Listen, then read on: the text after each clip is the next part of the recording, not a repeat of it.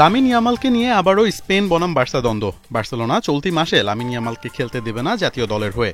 অক্টোবরের মাঝামাঝি সময়ে জর্জিয়া ও বুলগেরিয়ার বিপক্ষে বিশ্বকাপ বাছাই পর্বের ম্যাচ আছে স্পেনের। তবে এ ম্যাচে ইয়ামালকে ছাড়তে চায় না তার ক্লাব। কারণটাও স্পষ্ট, সম্প্রতি জাতীয় দলের হয়ে খেলার সময় যেভাবে চোটের ঝুঁকিতে পড়েছিলেন তাতে ক্ষুব্ধ কাতালান ক্লাবটা। মাত্র 18 বছর বয়সেই গ্রোয়েন ইনজুরিতে ভুগছেন ইয়ামাল, আর এ কারণেই ইয়ামালকে ছাড়তে নারাজ বার্সেলোনা। সেপ্টেম্বরের ইন্টারন্যাশনাল ব্রেকে ইয়ামালকে ব্যথার মেডিসিন দিয়ে মাঠে নামিয়ে দেয় স্পেন। বুলগেরিয়ায় ও তুরস্কের বিপক্ষে ম্যাচে যথাক্রমে 73 এবং 79 মিনিট খেলেন তিনি। অথচ ম্যাচগুলোতে স্পেনের 3 গোলে এগিয়ে থাকার পরেও তাকে বিশ্রাম দেয়নি লা রোহারা। ফলে আবারও ইনজুরিতে পড়েন এই ফুটবলার। ইয়ামালের সার্ভিস মিস করে ভ্যালেন্সিয়া, গেতাফে, রিয়াল ওভিয়েদো এবং নিউক্যাসলের বিপক্ষে গুরুত্বপূর্ণ ম্যাচে।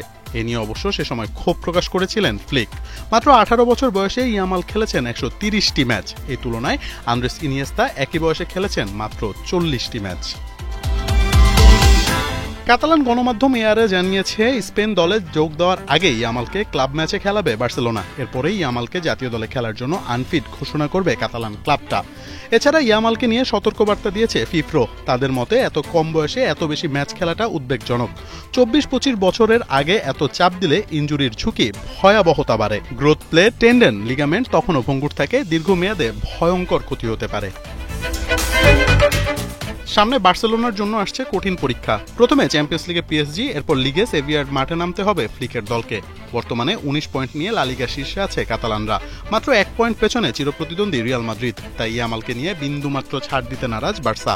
কিন্তু প্রশ্ন থেকেই যায়, দেশের ডাক উপেক্ষা করে কি বার্সেলোনা ইয়ামালকে পুরোপুরি আটকে রাখতে পারবে? মোহাম্মদ আদনান, 71।